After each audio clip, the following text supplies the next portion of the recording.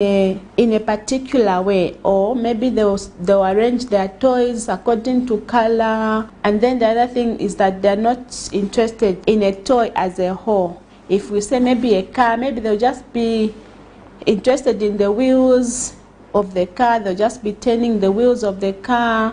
Then sometimes they've got repetitive behaviors like rocking their body or making the humming sound. So autism spectrum disorder, by definition, is a developmental disability which is caused by differences in the brain. So tomorrow we'll talk more about the signs and symptoms. The take-home message is, even as you watch your children grow up, make sure that you observe them closely for any signs and symptoms of autism.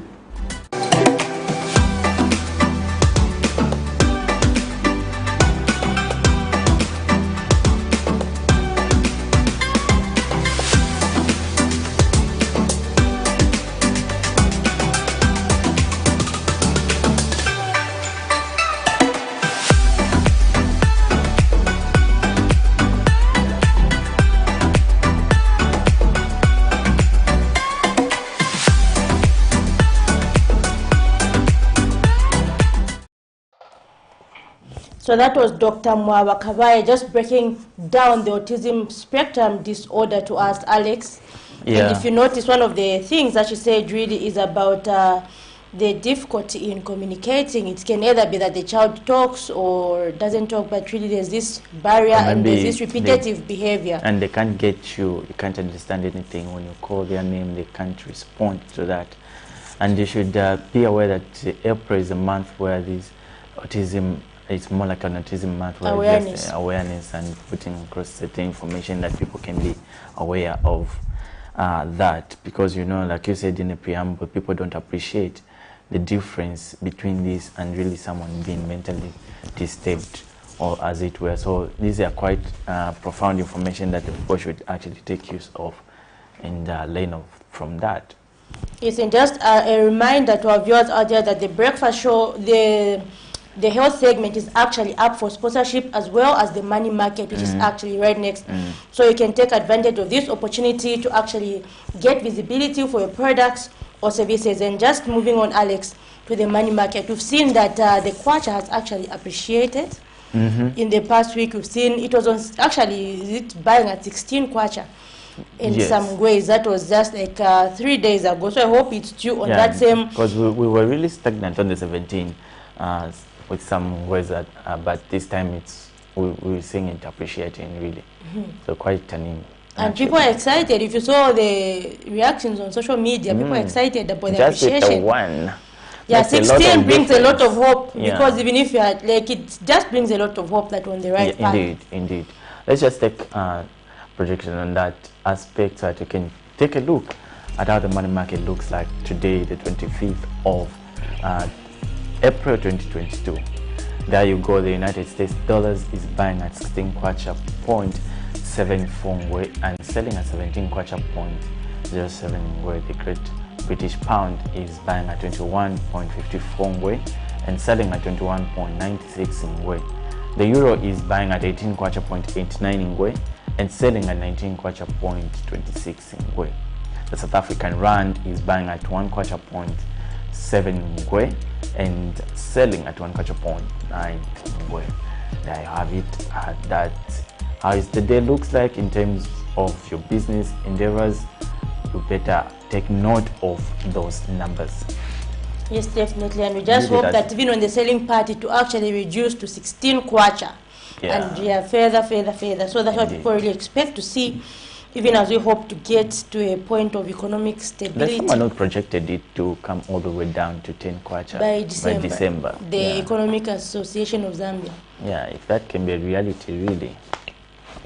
But people, of course, it can reduce, but what impact is it having on the prices of commodities? Yeah. So that's what people want. Of course, it can appreciate on paper and they're happy, but people want to see it actually having an impact on the price of goods and commodities. Indeed. And so right next, we're going to take a look at a story. It was done by Sharon Kalimbula, moving into the headlines. So this really is about the state of security internal security in communities, and there was a story where a body was found actually in Monze district of Southern Province. So really there have been a lot of concerns about the state of internal security of Zambia, of course, in terms of maybe external security, you have all these soldiers and all that, but then what about community security? And just last week, following the issue of the abducted mobile money booth attendant, the alleged abduction, that was for Pamela Tsumpa, we saw organizations like the Young Women in Action saying we should have functioning street cameras in all the streets in Zambia. As one way of enhancing security, so that in case someone goes missing, in case something happens, you've got a face. And you've got a face to begin with. And also the alertness by the neighborhood. I'm sure they can play quite a crucial role in just ensuring that there is security in these communities, because it's not all communities have police posts.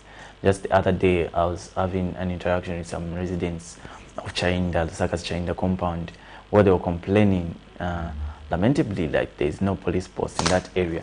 And really, if such things can be tackled by the local government, local authorities, and also just to take use of the CDF that has been distributed across the various constituencies, we can have some police posting compounds so that you can curtail such, criminalities. Yes, definitely. And so just take a look at that story and be back to discuss more in detail on the same.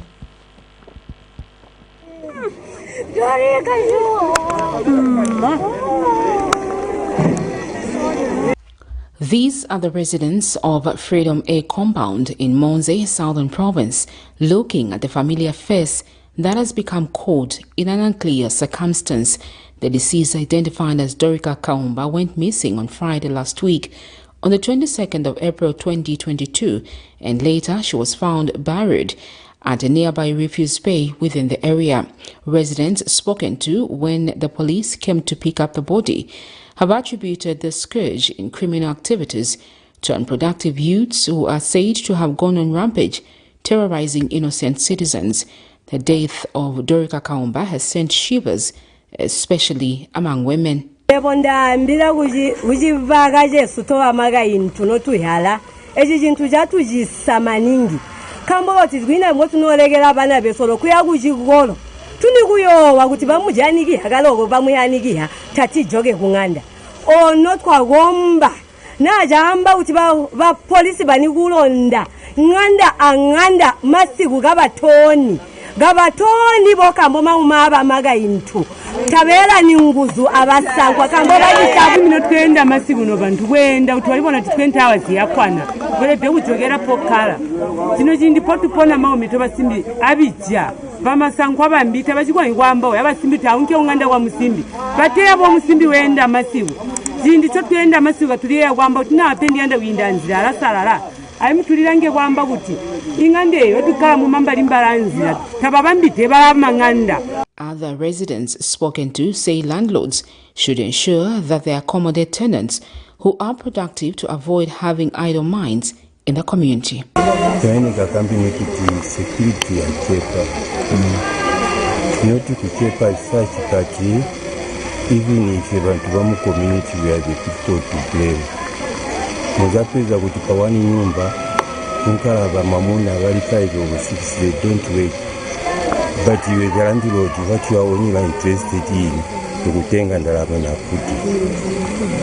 My one, you see, just as we are, me I'm staying here. My house was broken into last week at 9 hours. Neighbors were there. Where?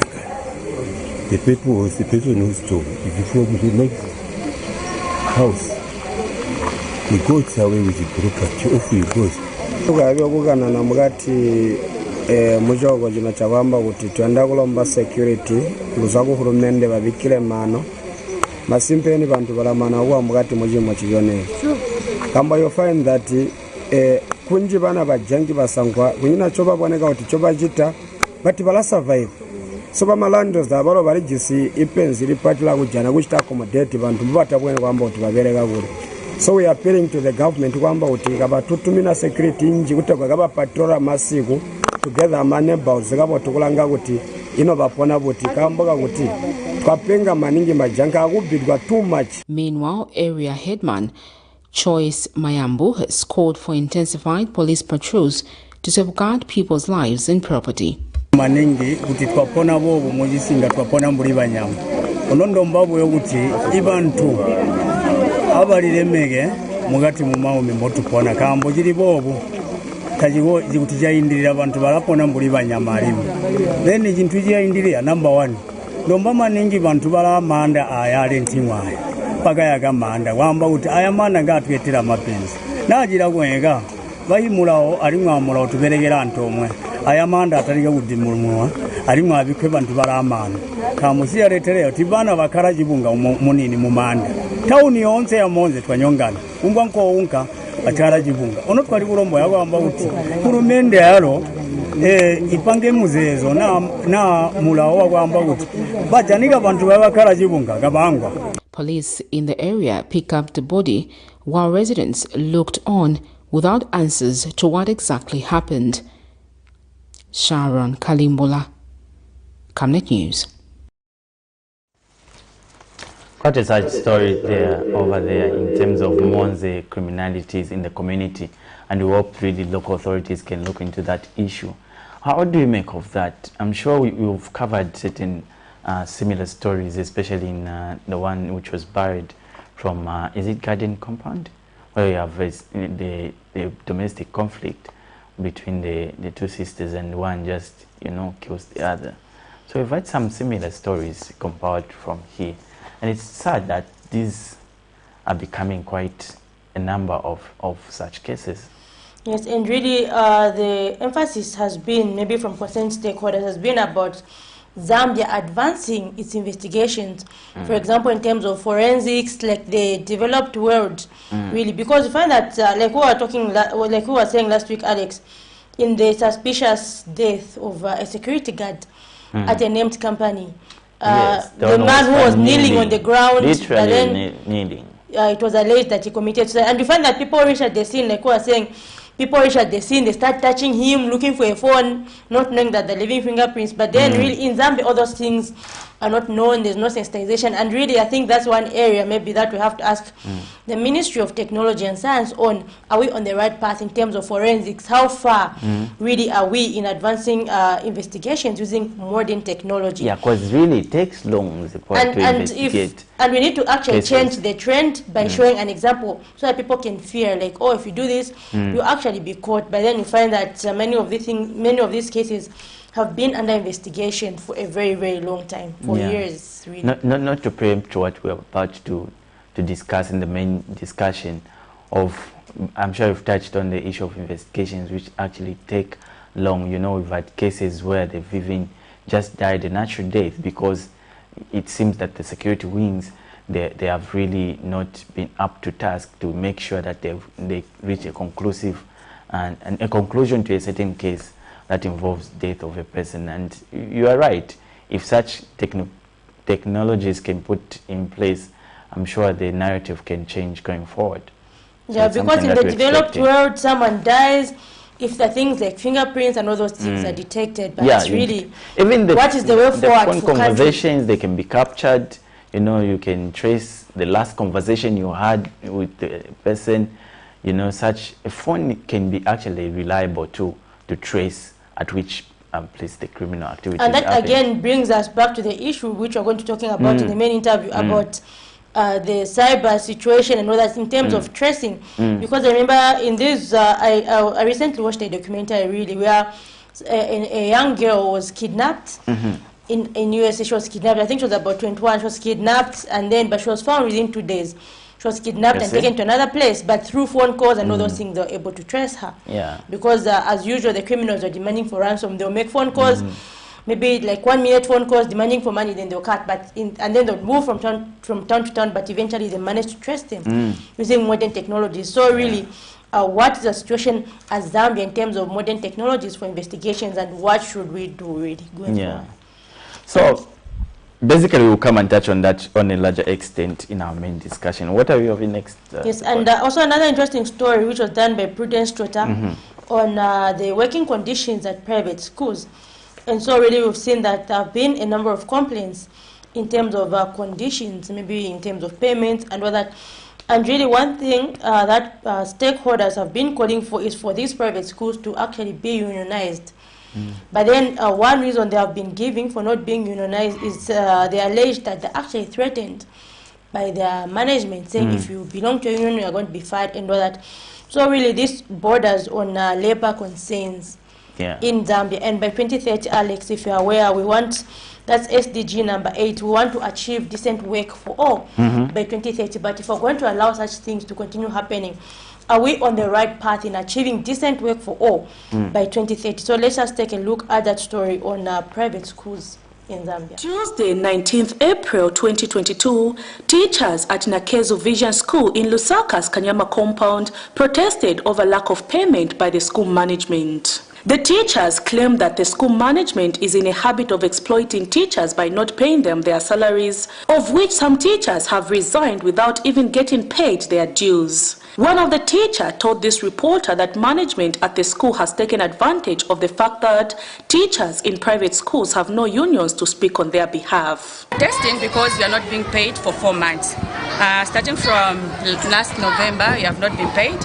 I think teachers in private schools are being exploited because you don't have unions. The National Union of Public and Private Educators of Zambia, NUPEZ, however, says teachers in private schools have shunned away from joining unions across the country, which has enabled management in private schools take advantage of them. Received a very negative, attitude towards unionism in a number of these private schools.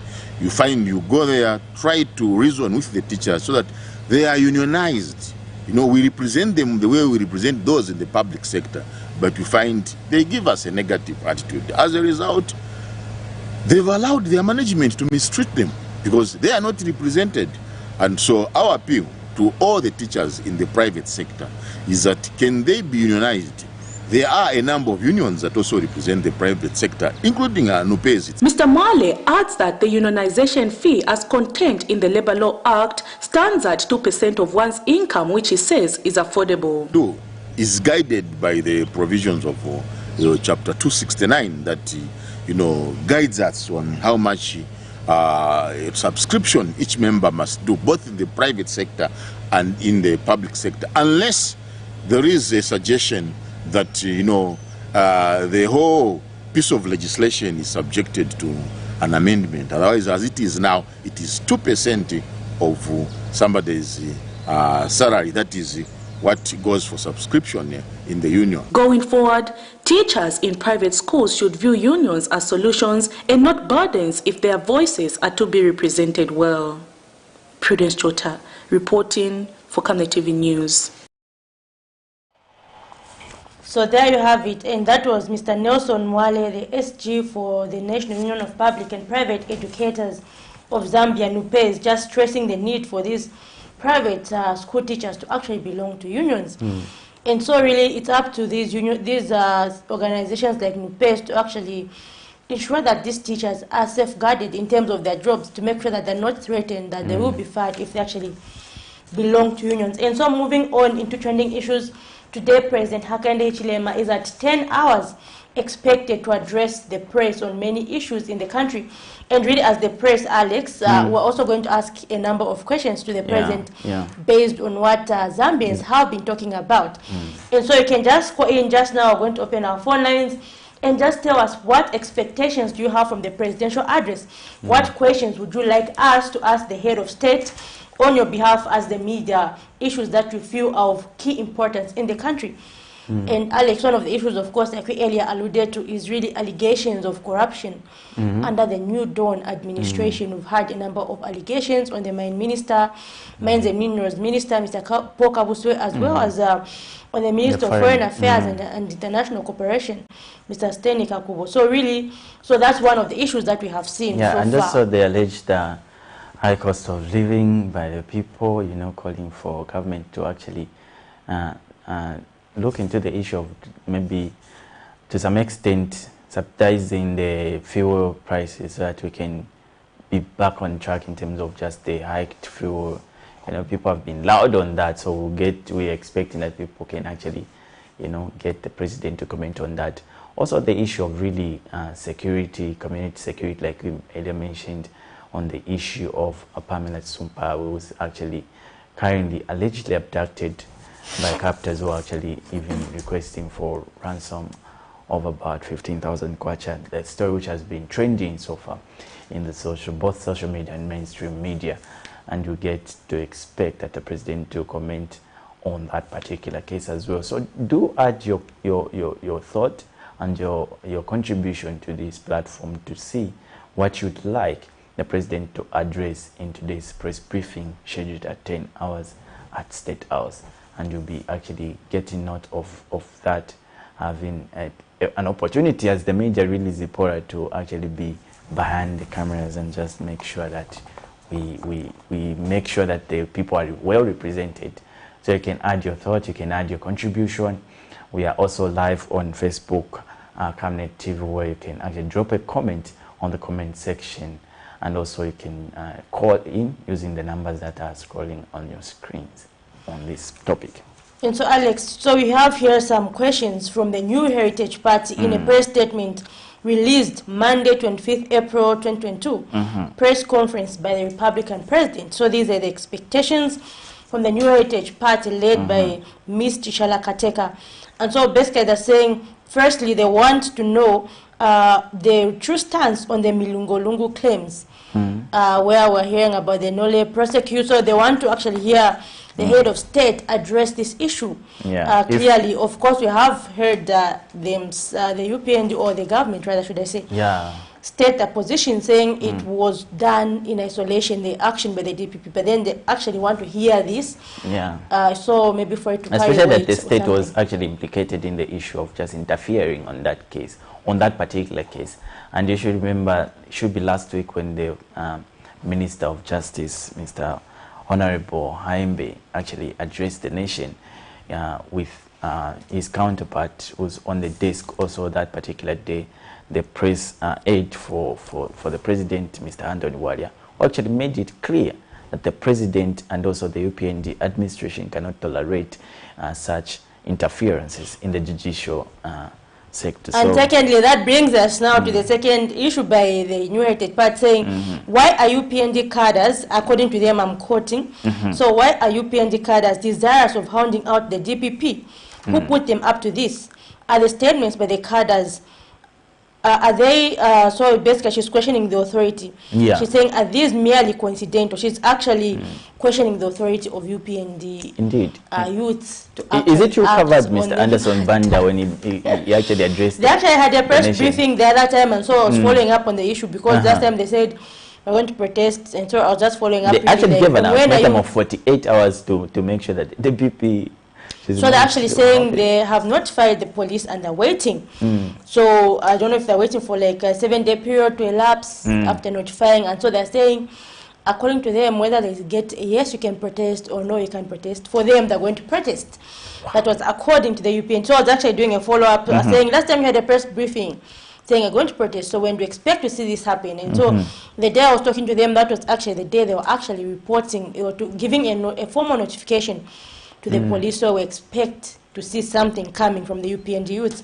And actually saying they're going to camp at her office until she leaves that place after the notification period has actually expired. And so the other issue from the New Heritage Party, they're saying they expect the president to address the issue of Forest 27.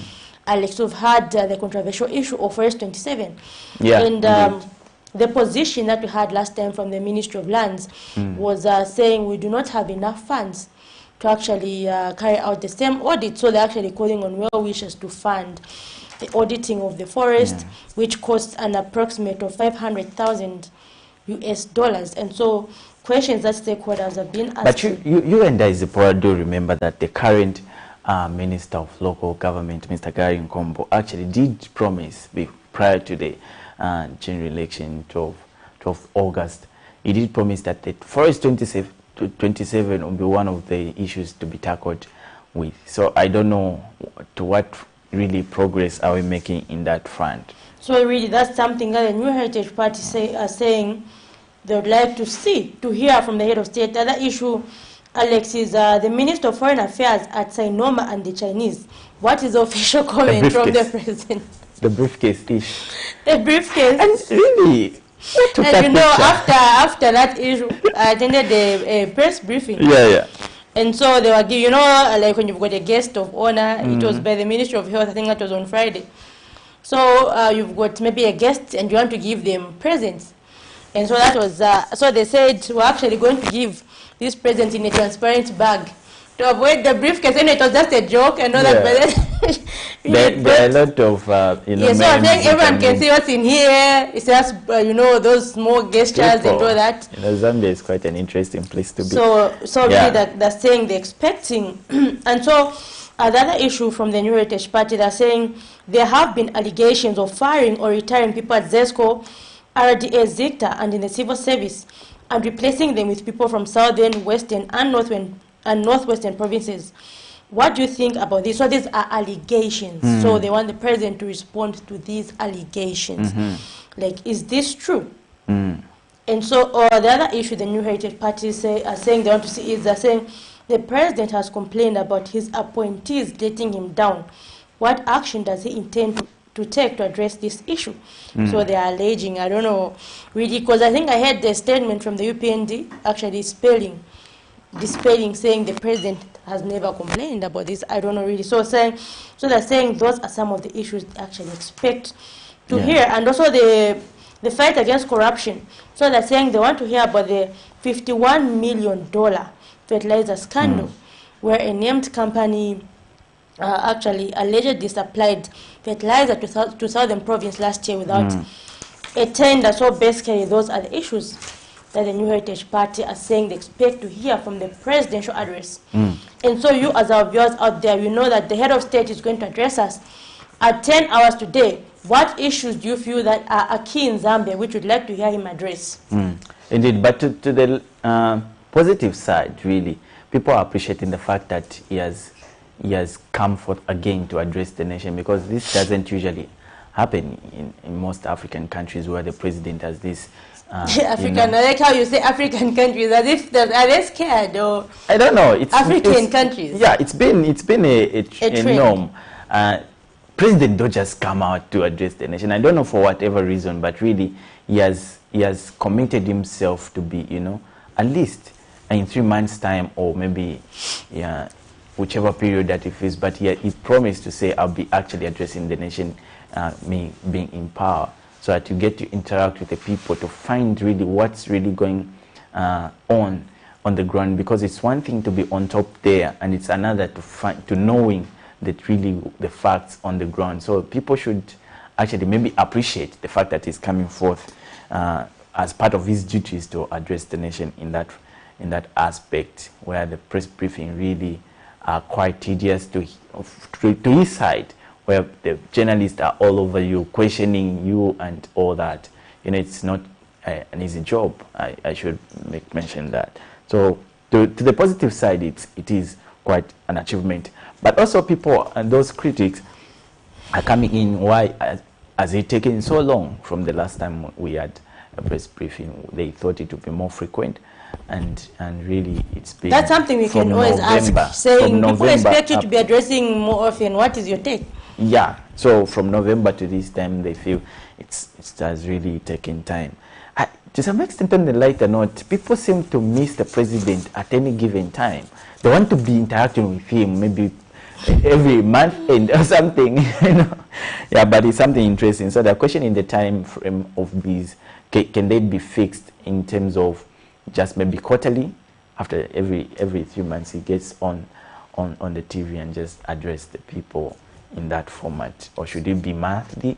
Should it be, you know, after 6 months?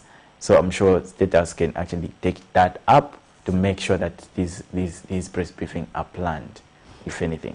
Yes, and another issue, Alex, on the trending issues as well, is the issue of road accidents. Yeah. In Zambia, yesterday we saw the police spokesperson, Mr. Ray Hamonga, actually issuing a statement on the traffic accidents for the first quarter of 2021. And of course, we've seen a reduction in the number of accidents recorded in compared to the first quarter of 2021. So that's 2022 first quarter has seen a reduction by 146 in comparison to last year. But then really the number of deaths has increased, whereas Last year we had 405 deaths. This year we've had 568 deaths. And so really the question is, are we on the right path to achieving a reduction of road accidents by 50%? Because according to the Road Transport and Safety Agency, Zambia has got a goal of reducing RTAs, that's road traffic accidents, by 50% by 2030.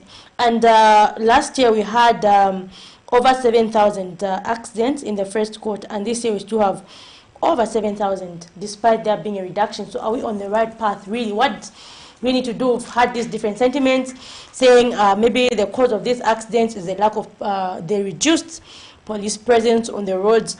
And so really, where are we going wrong as a country? Is it in terms of negligence? Really, is it in terms of sensitization on road safety? And so what really do we need to do going forward? Indeed. Yeah, it's quite something when you're recording quite those numbers in terms of the death of people. It's quite unfortunate. And I've had this feeling, I don't know if we can follow it up even as journalists, on the issue of tires, really how people make or take care of those and change. You know, you have to make a period of maybe 3 months to change your tires, or 6 months, or whatever period. But you find that this car, really the tires are not even having a grip on the road.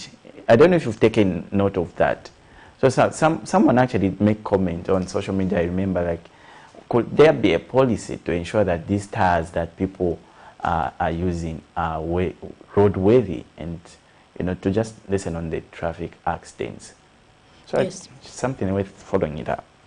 And so just take a look at the story when the press statement that was released by Mr. Ray Hamonga on the road accidents for the first quarter of 2021. So let's just take a look at that. During the first quarter of 2022, a total number of 7,255 road traffic accidents were recorded countrywide, of which 436 were fatal road traffic accidents, in which 568 persons were killed.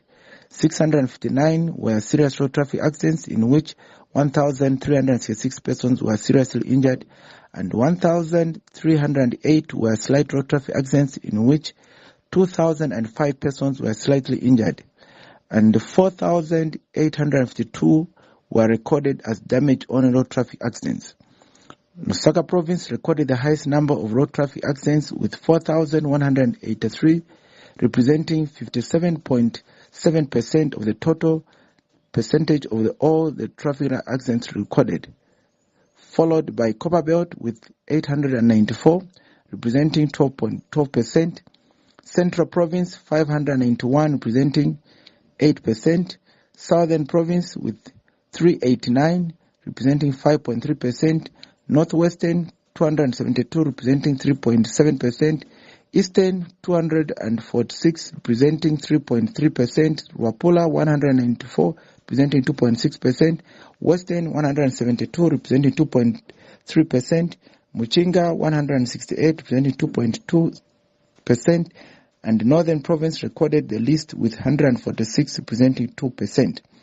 In comparison with the last year's first quarter of 2021, a total number of 7,004 road traffic accidents were recorded, as compared to 7,255 road traffic accidents recorded in this year's first quarter. The figure shows a decrease by 146. Now, there are the statistics compiled by the road traffic, the RATSA really, and the police public relations, Mr. Ray Hamonga there, just publicizing it. So we see that Lusaka still, you know, keep topping the list in terms of road traffic. Is it because of the population, or maybe there's some level of negligence? Yes, I think the population, and then really I've noticed that people are still in the habit of drinking and driving. I've noticed this myself, only that, you know, like sometimes I even wish like maybe I was in the police service or something. Like it angers me so much. Someone, you've boarded a car and then they're drinking? Well, not really myself boarding, but okay, of course, if they're boarded, I have boarded before, but then of course you tell the people and they stop drinking. But then most of the time I notice, even private vehicles, people are moving around with a bottle of beer, just drinking casually, and really this makes me really angry. I wish I was in the police service, and I just look at the vehicle speeding off, and then I'm like, I can get this number plate, but before I think about it, it's zoomed off. So really looking at people's negligence, they don't realize that this is what actually leads to road accidents. Yeah, because there's that, you know, and they don't drink and drive, you know, phenomena that have really been there for a long time. But one thing that I think of, I don't know how best we can, you know, balance the two. You find that people, especially over the weekend, they are parked in bars, but they came with their vehicles. How are they going back? That's one thing, really. Yes, because you know, you find that just yesterday it means the evening, bars should not have any vehicles. Yeah, yesterday evening I was coming from Minwood, you know, this greatest and greatest going towards Obama. Just as you branch off from Great East Road by NRDC there, you find there's a bar here. There were a lot of people. At some point I thought it's a concert, or maybe there's a musician. That's something the police has to do. They have to make sure that there are no vehicles parked. They're just drinking. A lot of people. So I'm thinking to myself, if they drink, how are they going to get? Yeah, they're going to lie to you at. I came with someone who would drive me home, but really, do you think someone can go and sit in a bar just waiting for the person drinking? Yeah, but I think they should look into that, because we are pushing the aspect of don't drink and drive at the same time. But really, you've seen someone came with a car and then they are drinking. How are they going to go back? I'm sure they can even justify it if given an opportunity. If we can bring one of them to justify, they can give you reasons that to make you believe that it's actually something right to do. But we feel the police should actually take it up. They should actually be inspecting. That's a story you should follow up, Alex. You can go at a bar and just look at the situation at the bar. Vehicles, really, how are we combating the issue of don't drink and drive? Or maybe I'll steal the story from you. If you don't do it in 1 week's time, I'll give you 1 week's time. People are witnesses, so if they hear the poem Camnet TV, they will know that this is Alex's story. Yes, but there we have been a conversation and really on the president's address today, scheduled at 10 hours, and also the levels of high traffic accidents. So you can give us a call and we'll be interacting in that manner before we just jump on to another segment at 8 hours to 9 hours.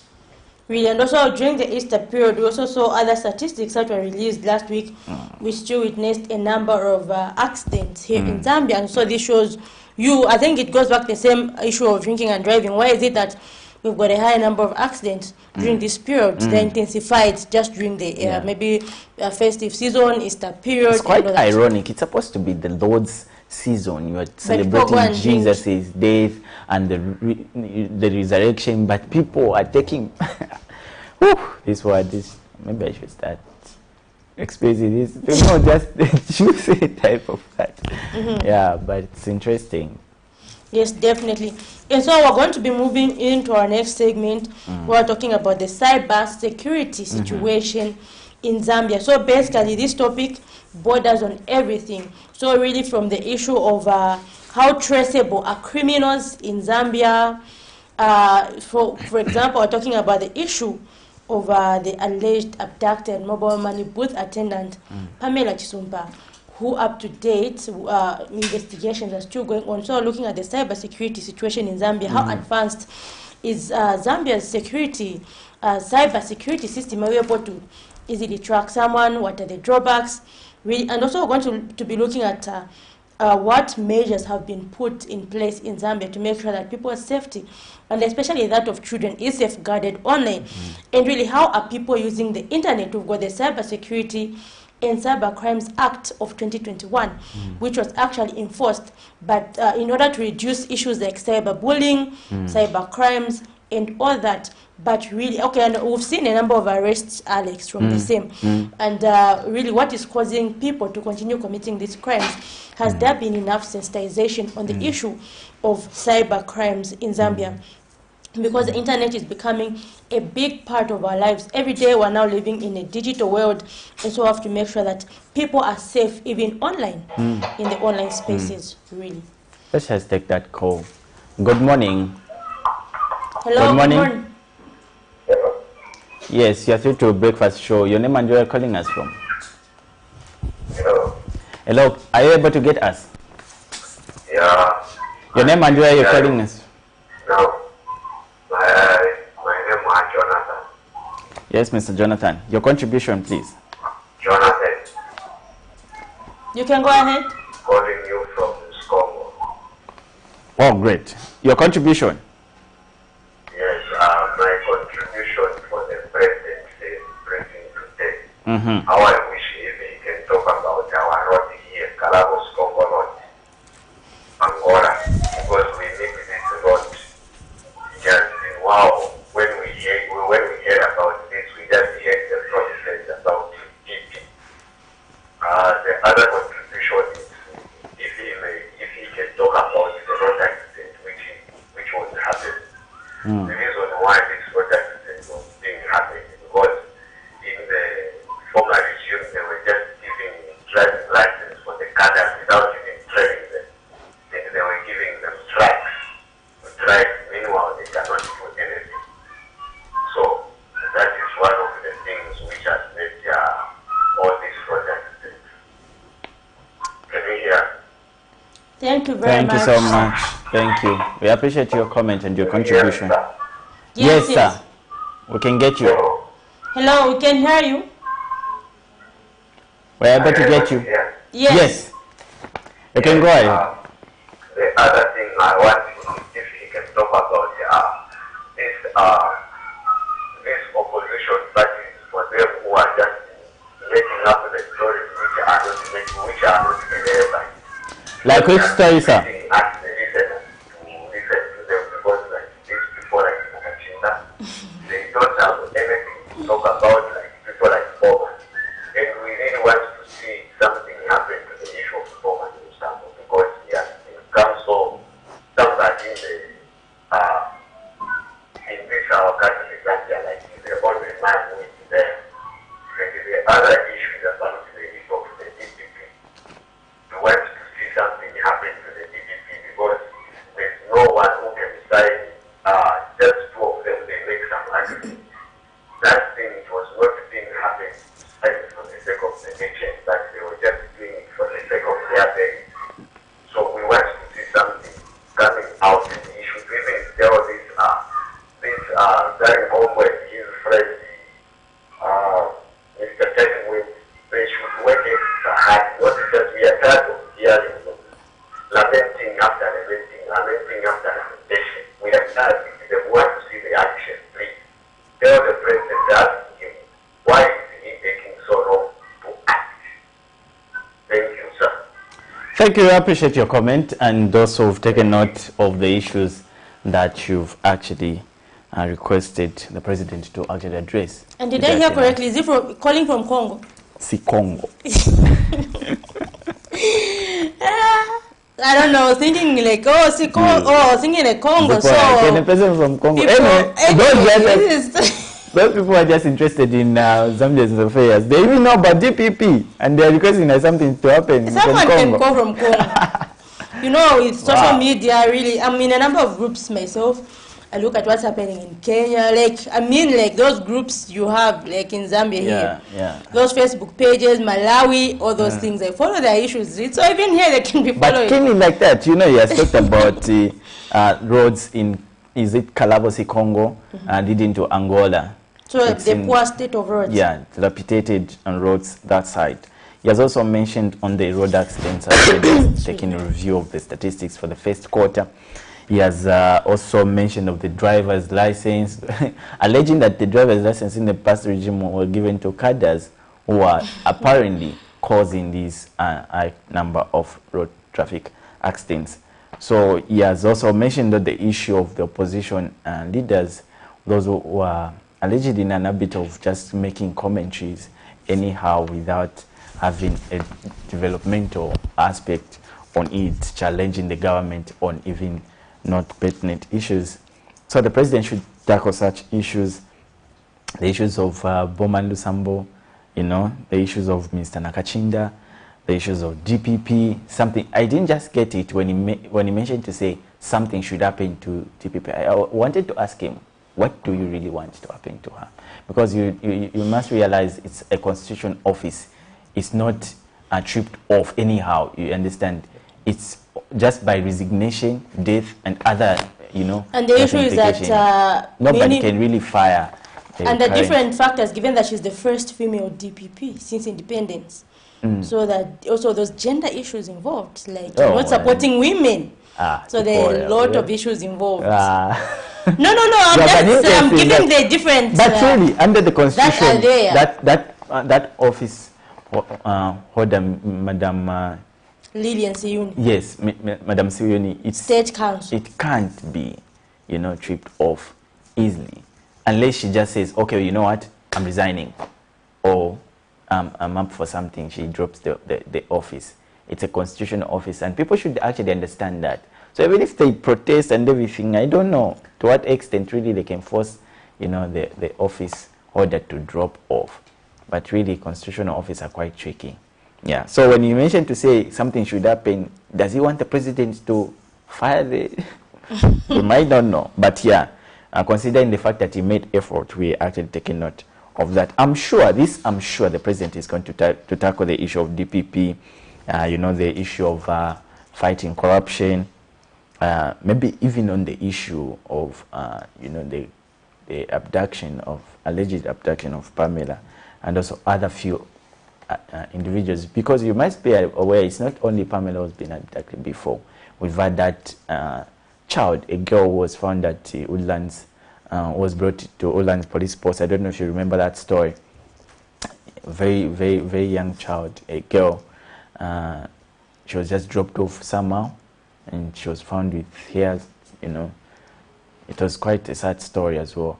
And we also had one other, you know, mobile money agent as well.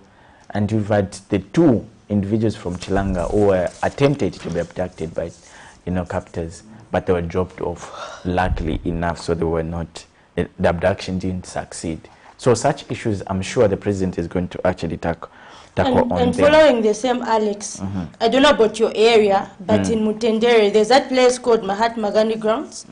It's actually really notorious for these community gangs, locally known as junkies. And so just as you go in Mutendere by a place called First Bus Stop, which is actually leading to the grounds, Saturday and Sunday, it was full of police, actually just stopping vehicles randomly, checking from the boots, checking under the mats, vehicle mat there in front, searching drivers and all that. So they're searching for what again? I think weapons and all those things. Saturday, it was actually intense, so people even watching. So Saturday and Sunday, just random stops where just randomly checking vehicles and all that. So I'm sure that they're checking for weapons and all those other things, really. Yeah. And so, but this morning I didn't see them there. So I think if this is something that is to be done, maybe it should be done consistently, because otherwise people just start monitoring, oh, they come at such and such a time. You know, it will become like a, what do you call it, a roadblock, a traffic check, more like, and people will be knowing, random snap checks by the traffic. So if it has to be done, I think it should be done maybe across the country and maybe consistently, to make sure that these criminals are actually nabbed. So take a look at a story on the abducted, the alleged abduction of Pamela Tsumpa. A story which was done by Alex Shimba on 19th, where some stakeholders went to the Zambia police to actually air their views on the matter. And we're going to be joined by Mr. John Tisenki, the Cyber Security Foundation Initiative President, to talk about the cyber security situation in Zambia. Can criminals be easily traced, and other issues surrounding the cyberspace? So let's take a look at the story on the abduction. Indeed.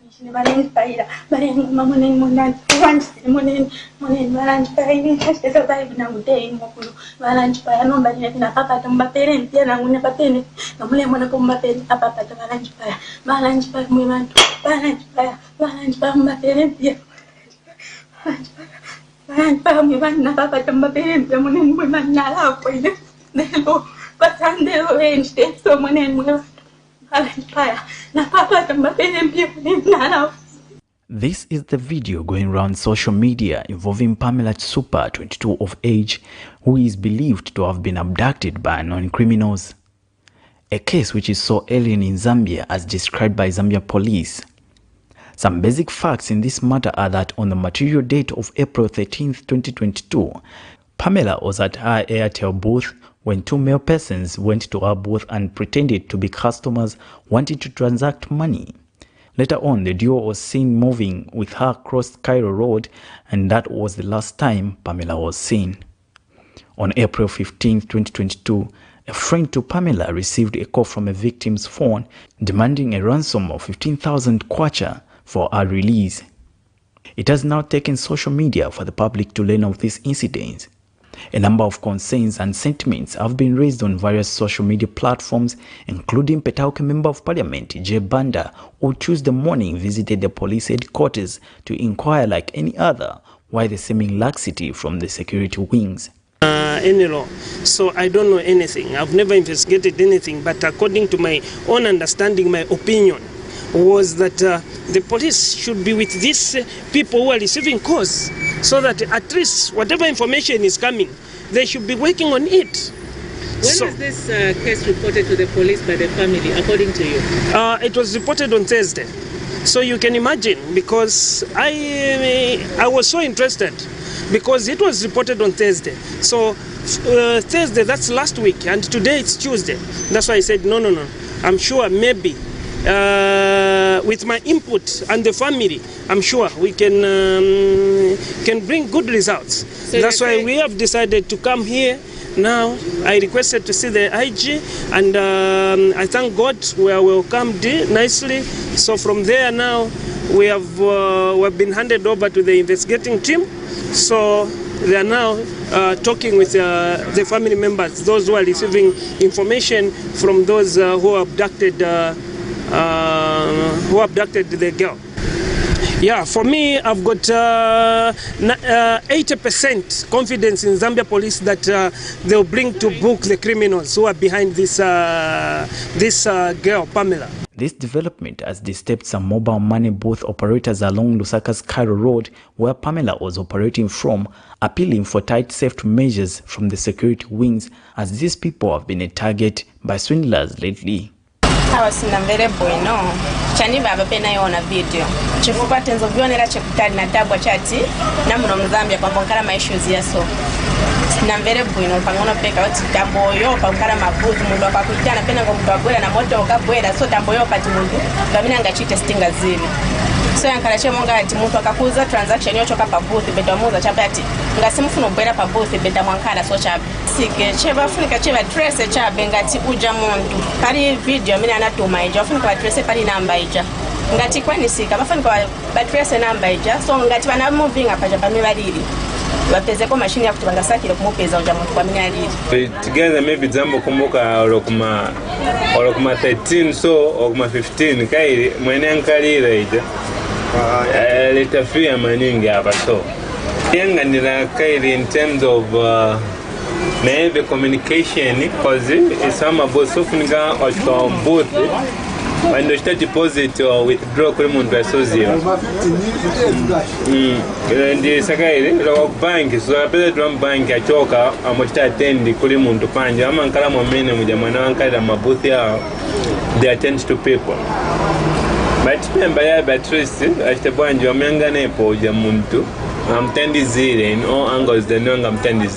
Meanwhile, addressing the media, Police Inspector General Lemi Kajova says police have instituted investigations into the matter. We would like to inform the public that this type of crime is alien to this country. The Zambia police takes protection of women against any form of crime seriously. As such, we have put all our resources together and working with other collaborating partners to possibly secure a safe release from the alleged abductors. We are calling on the general citizenry to fully cooperate with us as we work around the clock to have our release from these criminals. No human deserves this kind of treatment, and this kind of lawlessness must be highly condemned. One can only hope for a swift release of Pamela safely. Alex Chimba, Camnet News, in Lusaka. For 7 days now, this mobile money booth belonging to Pamela Chisumpa, age 22, has remained closed and unattended to since her disappearance 1 week ago. Ms. Chisumpa is reported to have left with unknown people who requested for a transaction but did not come back and was later reported as missing by her family. A video of the 22-year-old has surfaced on social media depicting her being tortured by her alleged abductors who are demanding for 15,000 kwacha for her release after allegedly stealing 13,000 kwacha from her on the material day. While Police Inspector General Mr. Lemi Kadroba has indicated that the matter is being actively investigated, stakeholders have called for the same to be expedited. A visit to her mobile money booth by Camnet TV revealed that other mobile money booth attendants in that area are living in fear as the place is filled with harsh tones and whispers. Her fellow booth attendants in the area who indicated that they could not be on camera had this to say. I feel like the matter is not being... I know the police are trying their best, but if they can put more effort at this, because it's been like 3, 4, 5 days since the person has been missing. And I'm sure even the criminals, the people who have abducted that girl are aware that they are unwanted. So this whole thing is really sad. Whether you are educated or not educated, there is no employment. Even if we go outside, we ask around, we find that even those people with papers, they don't do anything, they just stay at home. So if you find some money, you raise the capital, you start doing this business, it helps. You do 1 or 2 things at home. But if these things start happening now, we are going to be scared, we'll be staying at home, and we are going to involve ourselves in a lot of things, which is not going to help, but rather destroy our lives.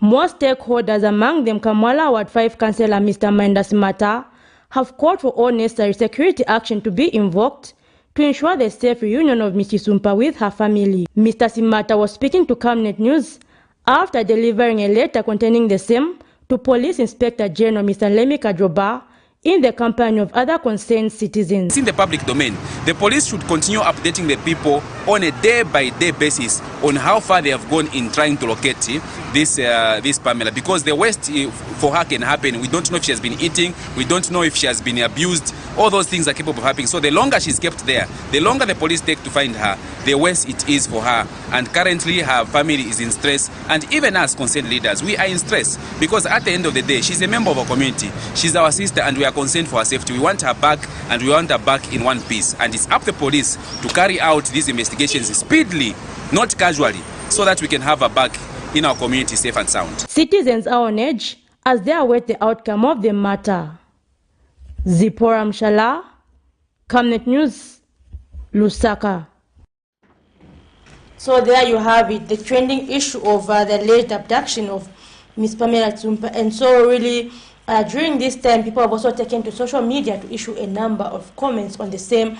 And we've also seen police questioning some people for alleged insensitive comments on the same issue. And just we're going to look at the situation of the cyber security situation in Zambia. So basically, we're beginning from the issue of how traceable are maybe criminal cases in Zambia. How have people been using social media?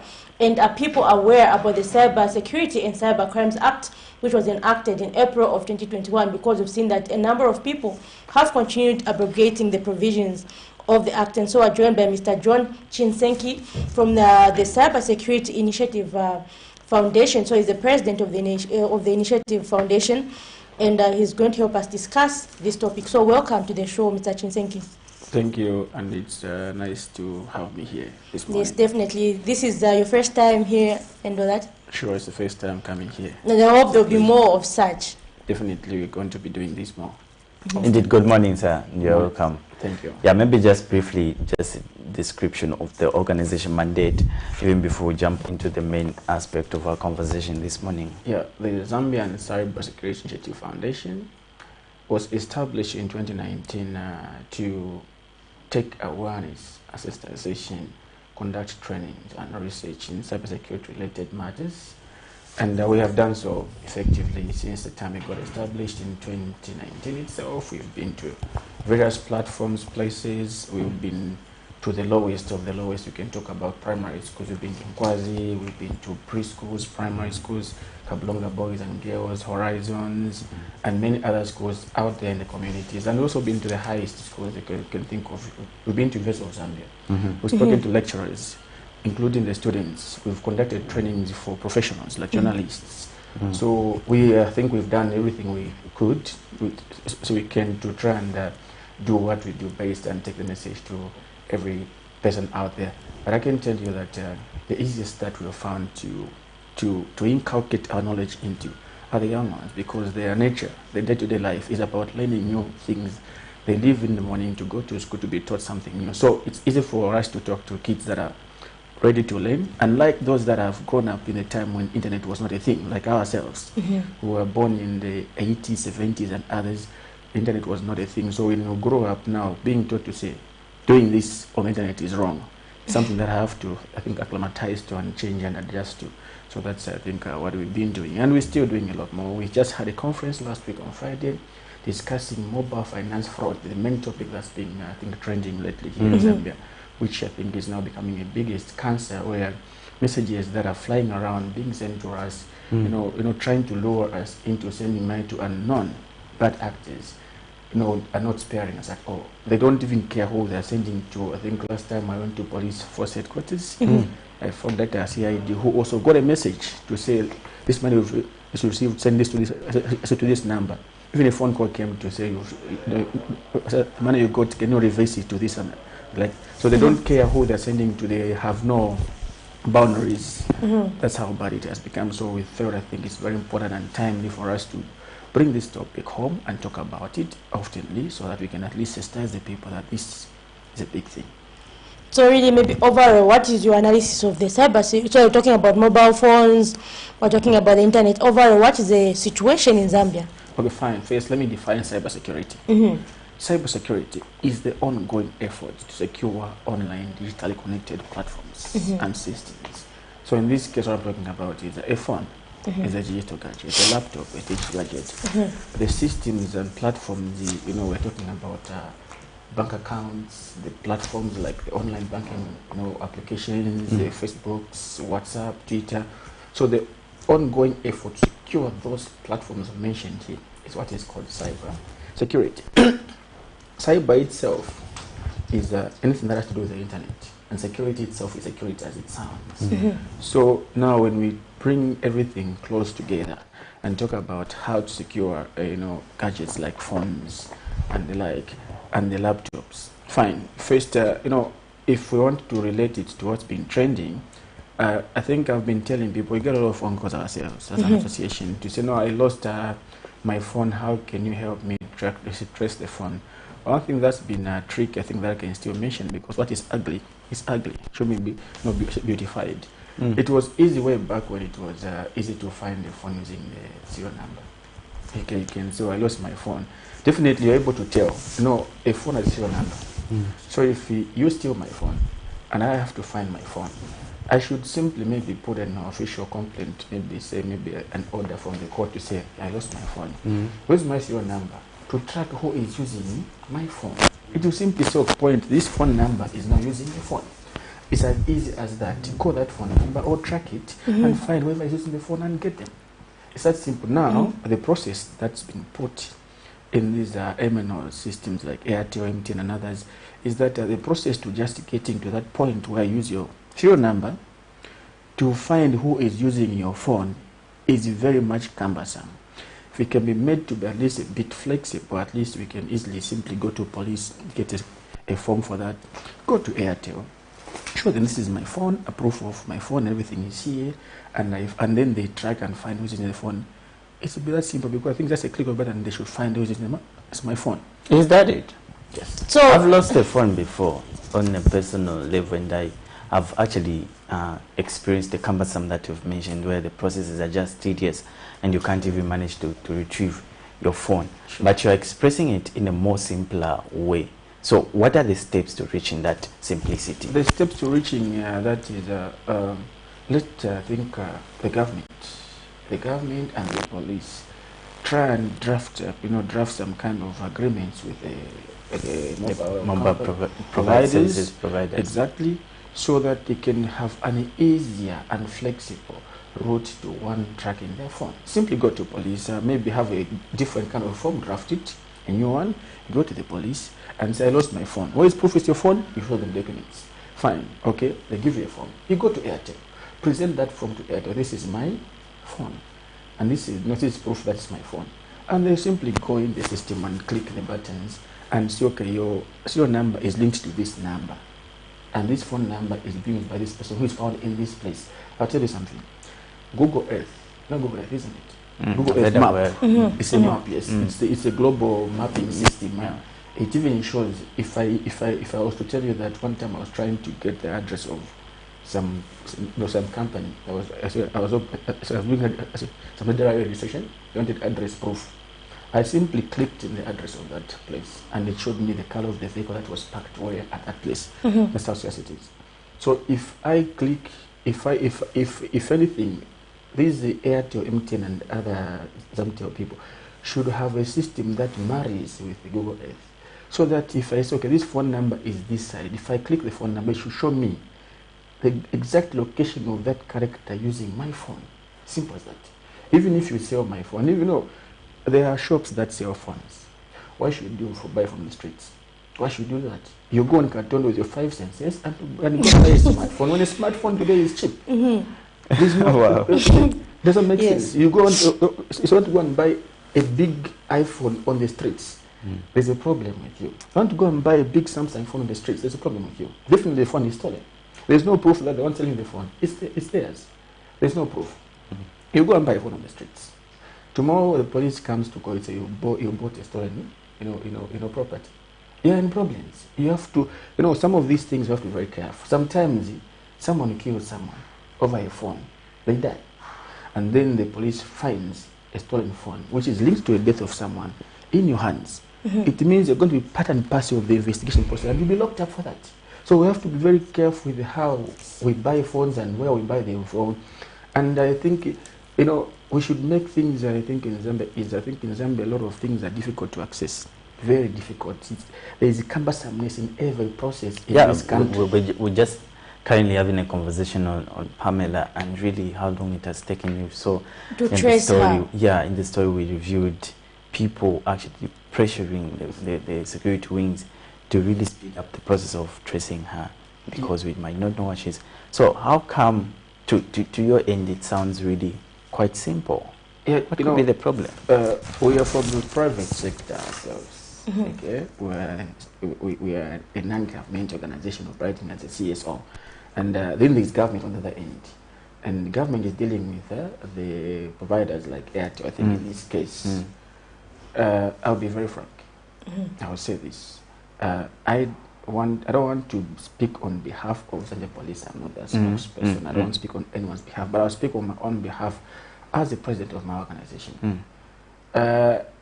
If we could harvest the talents of technological experts in this country and put in place a system, an IT system that should be able to help in this kind of a scenario, I would suggest that we could have a system where the one who is receiving the money, the ones that communicate, the abductors, you simply map, when you're calling, you map your communication with your system. Then it should track, show them where it's coming from. But I think I've heard also something about these new numbers, the 777, the new numbers. I'm told these numbers are not, I don't know how they are difficult to trace, and I think why should we offload numbers that are difficult to trace to the people to use? Because before you offload anything, any product for the public to use, test it. Is it going to be effective? Will it serve a purpose? Will it protect the consumers? We should also take care of the consumers. I shouldn't only be given things that are only benefiting the one providing it to me, and not myself. So let me press further on the issue of a private sector. Having it, you handle such situations. So maybe a question would be, if given an opportunity to collaborate maybe with the state in trying to, trace Pamela, would you think you would do a more faster job? If collaborating, yes, I think that's a word. Collaboration is the word, yes. Or maybe if it's totally given to the private sector to work on it, maybe the state has failed. Are you going to speed up the process and having Pamela today? Alone as an organization, or maybe as experts, private sector. If we bring experts together, I don't want to say yes we can, but we can try to also work with the governments, government and the MNOs to try, because if we, on our own we cannot be able to manage, because if we say okay we're going to do it alone, They had to give us the open door policy for us to say maybe help us get under the point. But if we say okay, so you need the service provider on board, the government, police. This is not a one-man battle. This is supposed to be fought by every institution, including ourselves. But so including ourselves. So the inclusion of private sector like ourselves, who as we see things differently. We don't see things with the government aspects. We see things from the private sector aspects. So the way we look at things ourselves, it's different from other governments and things. So I'm not saying the government looks at things from with a dark spectrum. They have their own way of dealing with things, procedures that have been built over the years, and they cannot just jump from one, skip number 10, and then go to 20. No, they have procedures. But ourselves as private sector, we also have our own way of doing things.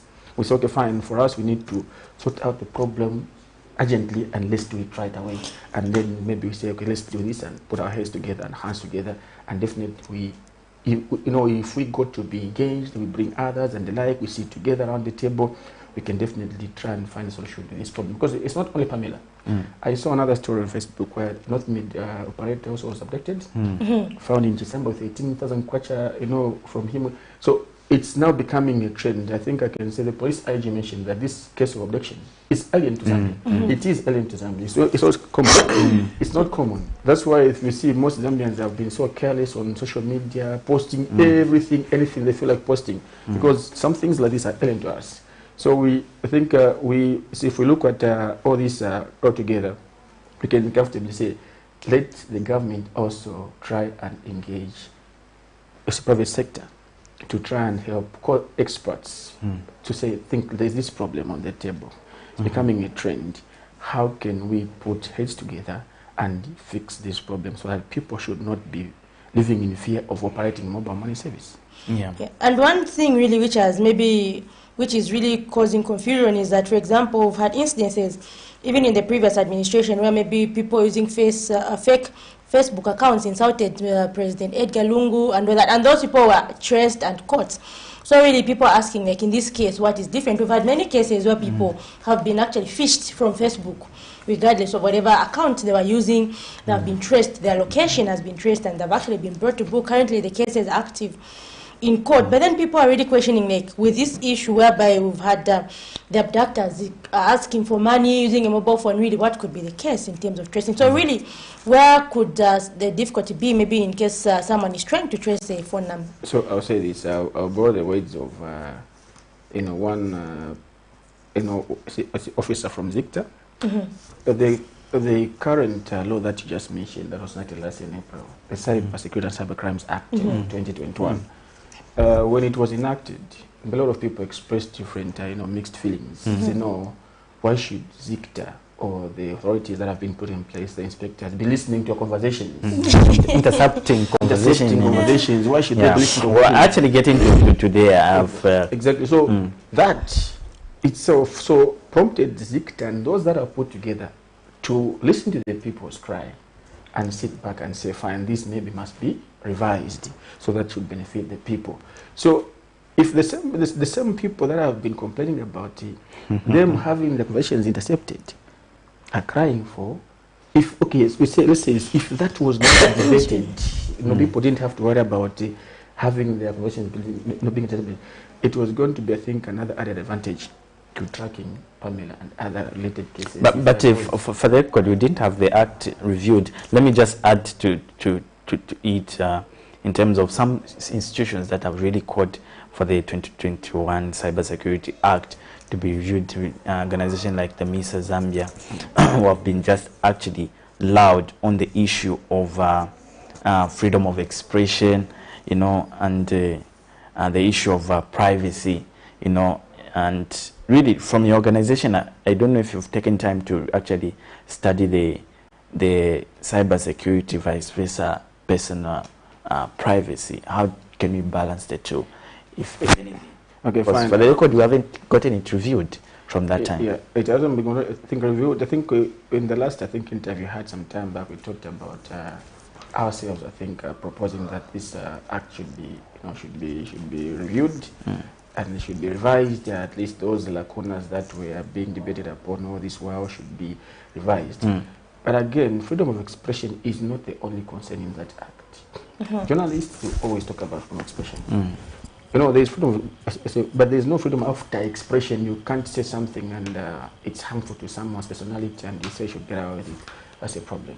So in as much as I want to push for that freedom of expression, you should also be wary of the fact that the person that you want to abuse their freedoms, yours end where theirs starts. Yeah. So, and you know, the revision of this, I think, is something that we can't even debate. It's supposed to be just revised, and you know, again, it should not be associated with a political party. It should not be reviewed because there's a new party regime. Regime. We should, and we are not talking about it because it was enacted by the past regime. So if it has to be reviewed, it has to be reviewed because Zambians are interested and they are stakeholders of this act. Because the thing is this: you may want to talk about the Cybersecurity Act. The people that sit in Parliament, the MPs that talk about, that enact these laws, tomorrow they will be the ones to be whipped with the same law that they enact.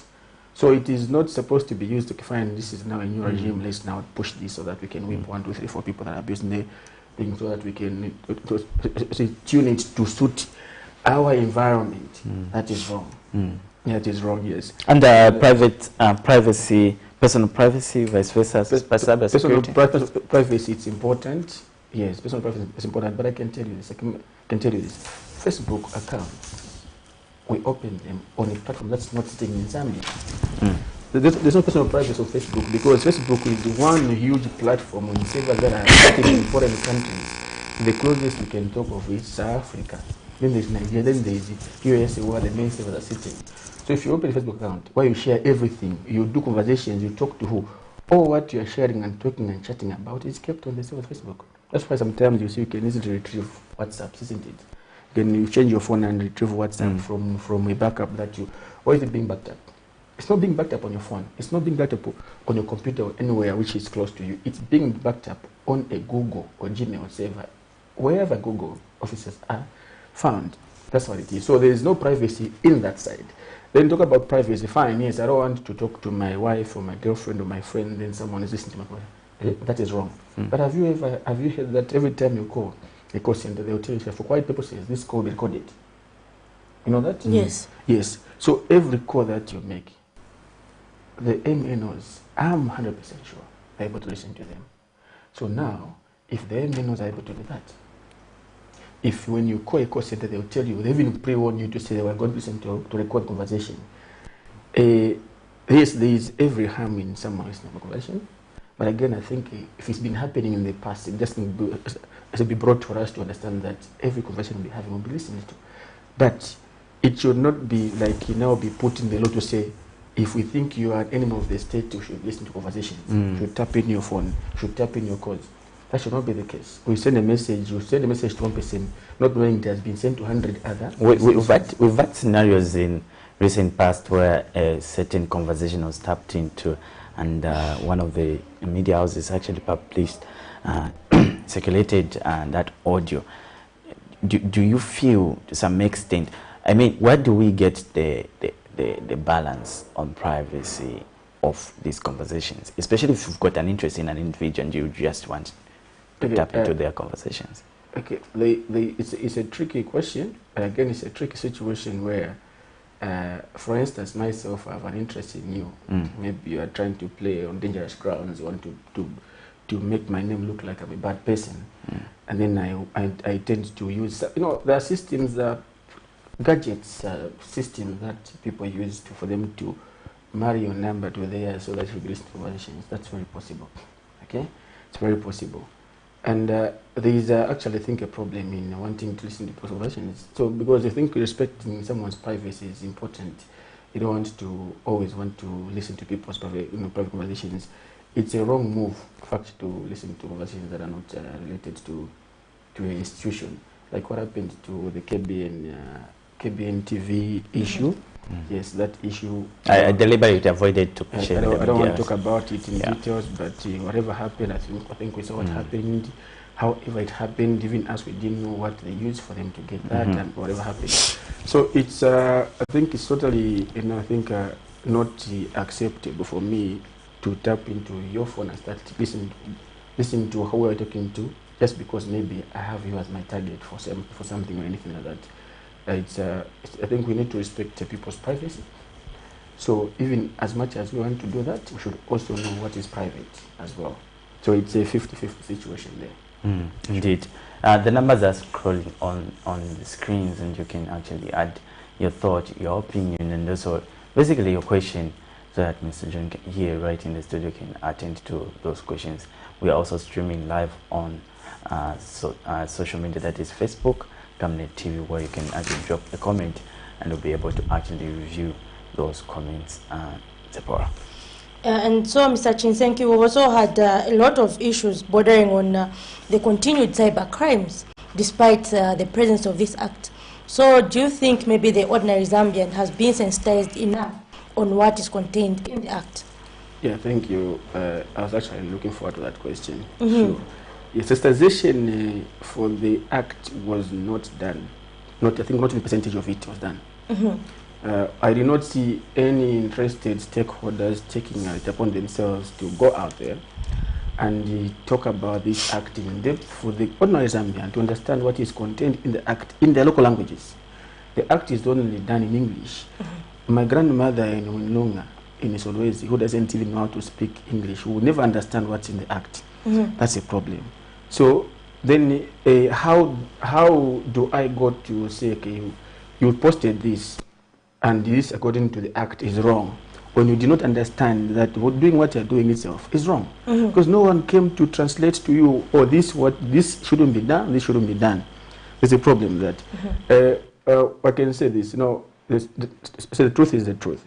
I think I can advise the institutions that were in the forefront of enacting this act to try and build a team of experts to go out there in the communities, in the villages, to try and break this law, act, into smaller pieces for the easier understanding of a common, but even a youngest child who is 10, 12, 13 should be able to understand, because it's meant for the people.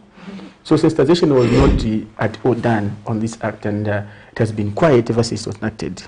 So the next thing, we're just seeing someone posts this, or next thing, this person takes this person to police, and they are quoting from the act itself when they have not really enacted, pushed it for us to understand. But also, at the same time, we as the consumers of the act itself, we should also, I think, for us to understand English, we understand English, we should go to the act and read, okay, fine, in this act, doing this and this, for the time being before it's reviewed, is wrong. As we wait for it to be reviewed, whatever I'm doing right now, if it's against this, I'm going to be arrested, and they use this same phrase of the act, section of the act, to prosecute me. It's very important to do that. So the people of Zambia are still in the dark. Others still don't even know that there is this act. A lot of them actually. Trust me, if you go to the village, Zipporah, and talk to a common Zambian on the market, ask them about they'll tell you what is this act itself. Because there is no one who has gone there to tell, oh, there's this new thing that's been trending now, and now if you do this on the internet, they'll come and arrest you for saying this. There's no one who has gone on the ground to do that, and that's something that we have been trying to also put together ourselves as an organization to help translate a few of them in local language, so that if tomorrow we say, okay, we're going to Solwezi, or we're going to Kowabelt, we're going to Lapula province in Kawambwa, if we talk about it in Bemba, a Bemba person out there, so we're going to know, okay, I think this is wrong. In case their daughter or their son posted something, against the act, and then they're arrested, they won't blame government for arresting their daughter or their son. Okay, definitely. And so, really, how do you feel that Zambians have been using social media? Do you feel they've been responsible, or really, how do you look at the issue? Zambians have still been irresponsible. I think during that same period when the act was officially released in February, it was a bill in bill form. When Zambians read through it, they were so much worried and concerned about what was contained in the act, and if it netted it to be used as a whip against their misconduct on social media. But even after it was enacted, they've still been quiet. Because the enforcers of the law have been quiet on the act itself, and Zambians have continued with their internet misconduct, that's what I call it. They still post anything that comes in their minds. We don't like censoring what we post. We want to write anything. I think I can refer to that gentleman who posted to say, we are going to rape her. That was very insensitive. And there are many others like him who post a lot of things on Facebook all over, every minute, every second. Right now, if I can tell you, go to Facebook and check, you find there's someone who is already... Insults, actually, there are local celebrities here. Exactly. Plenty insults, a lot of them that are posted every day.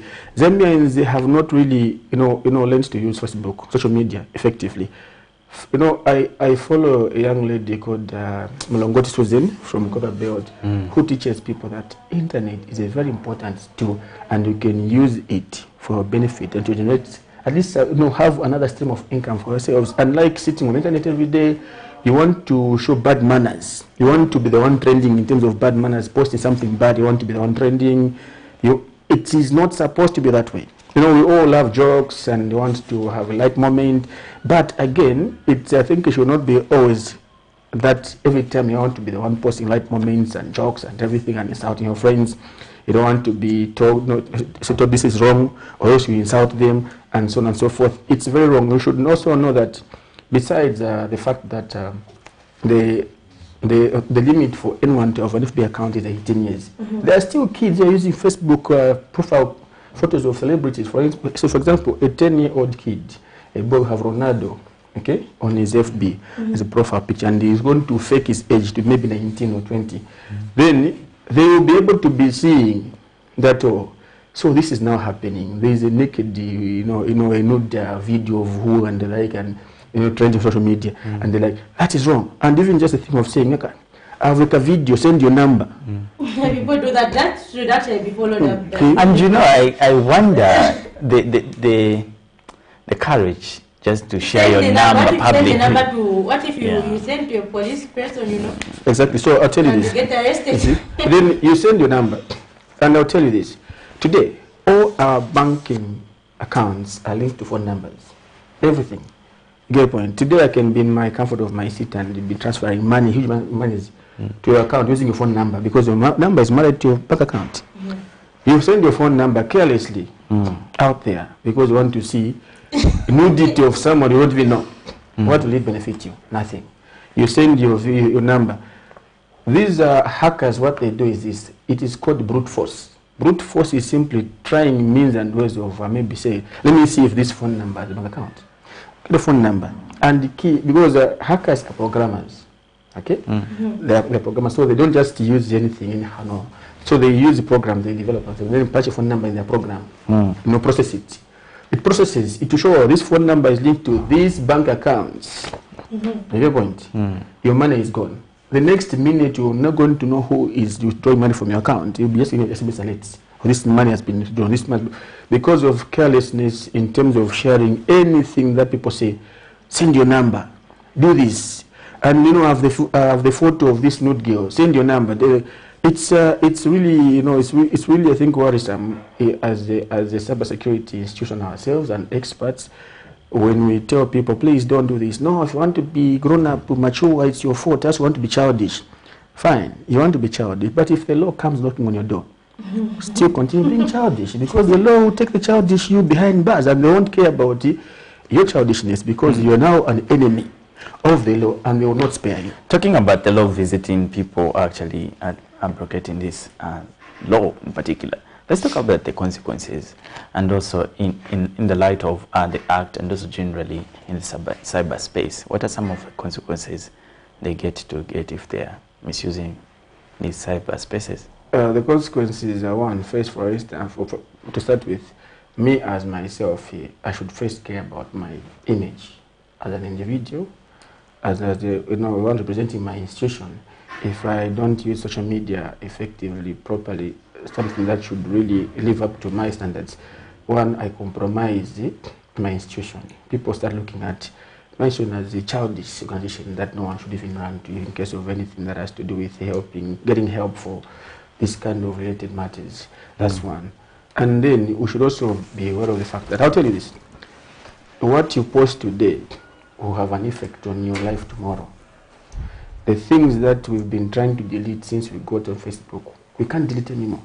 Why? Because we were so excited on Facebook now, I want to send friend requests to hundreds of women and be their friend.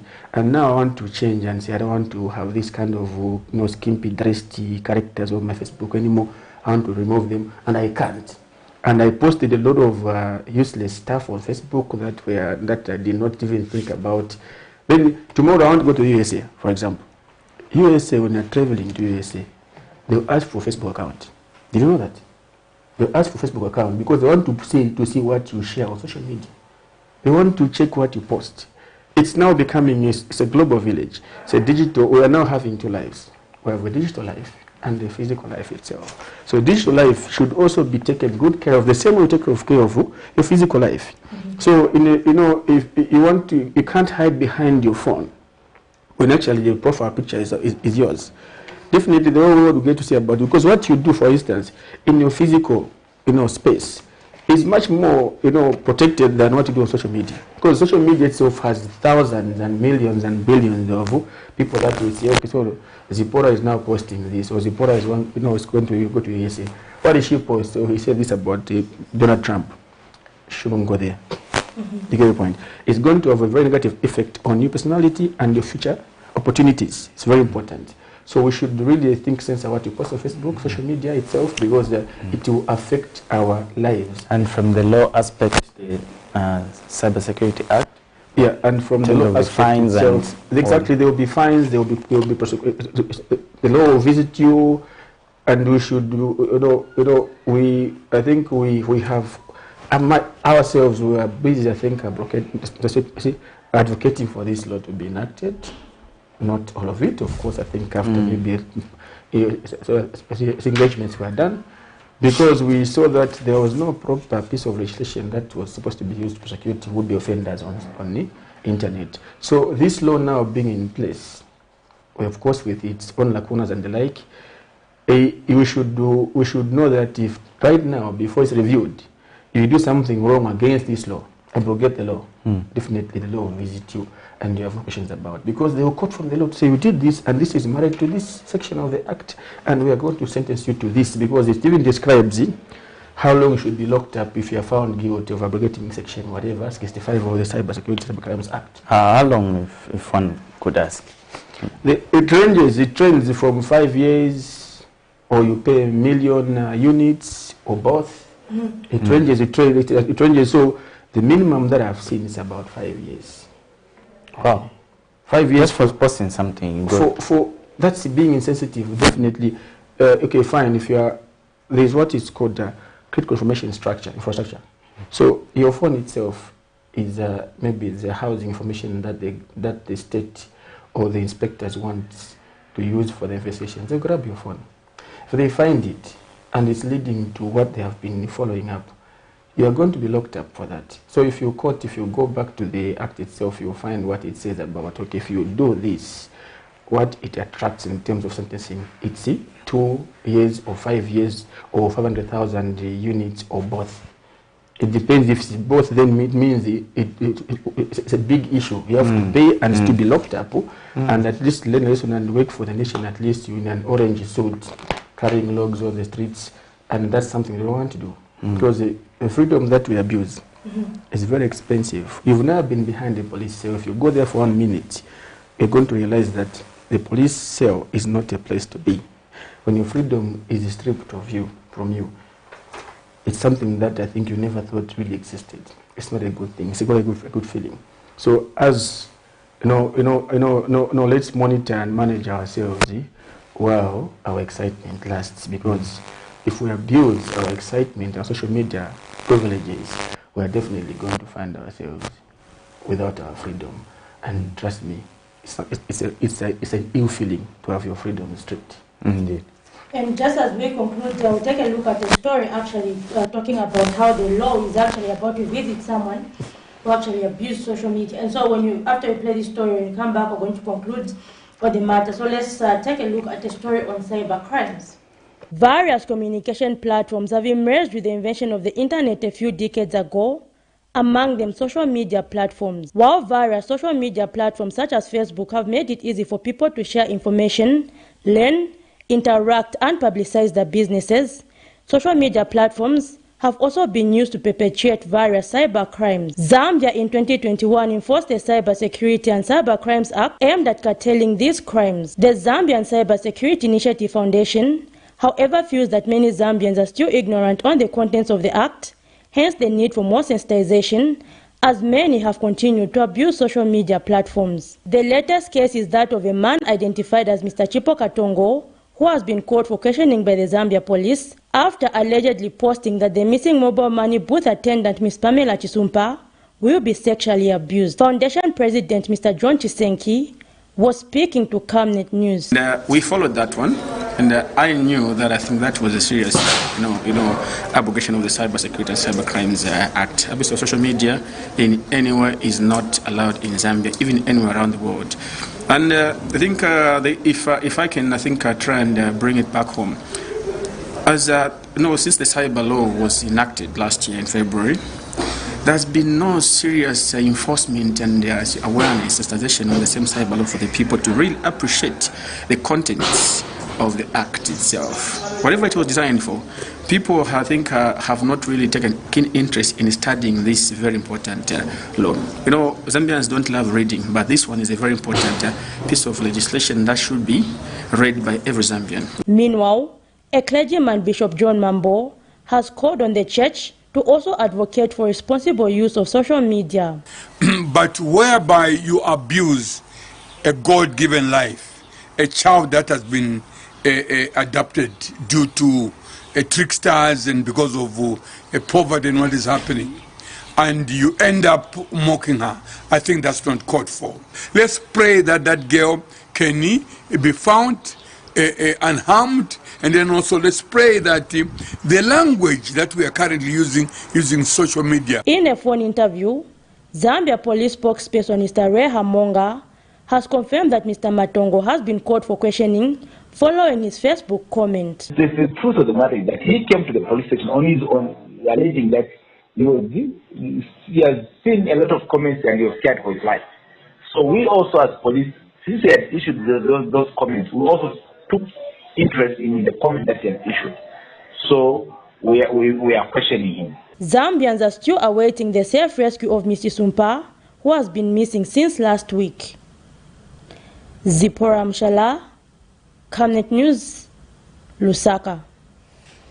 So there you have it, just a story to highlight on what we're talking about the law visiting someone for a crime they commit on social media. And so, Mr. Tsenkirili, as we conclude, what are your concluding remarks on the matter? My remarks are that I want to encourage Zambians to take keen interest in studying the Cyber Security and Cyber Crimes Act. Go to ZICTA website and download it. It's there, and take time to read, especially from sections 60 going that side. That's why you should be able to read. That's where most of things that you should get to know that affect our day-to-day lives as subscribers are written. So taking keen interest, and also to ZICTA, I want to also urge you at least to sensitize the people more on this law, so at least as we surf on the internet, everyone knows their rights and their freedoms. Thank you. Just a quick one. The President is addressing the nation at 10 hours. What would be some of the pertinent issues you might from your sector? Okay, I think just under a few seconds. I would love the President to look at stakeholder engagement in issues to do with ICTs, at least involve Zambians, mostly look at Zambians and don't sideline Zambians, because it's been a trend in the past where Zambian IT professionals are sidelined, and I think they love involving foreign nationals who come to provide systems and help for Zambian systems, and I think that should be addressed effectively. That's it from Mr. John Zipporah. Over to you. Yes, so that has been a very productive show, and really we're looking forward to the presidential address at 10 hours. So we're going to bring that to you in the main news, and of course we're also going to have reactions from stakeholders. So just now we were discussing cybersecurity in Zambia, and of course we've heard there have been calls for more sensitization on the Cybersecurity and Cyber Crimes Act of 2021. So do join us tomorrow from 7 hours to 9 hours on the Breakfast Show. From us, it's have a productive Monday morning.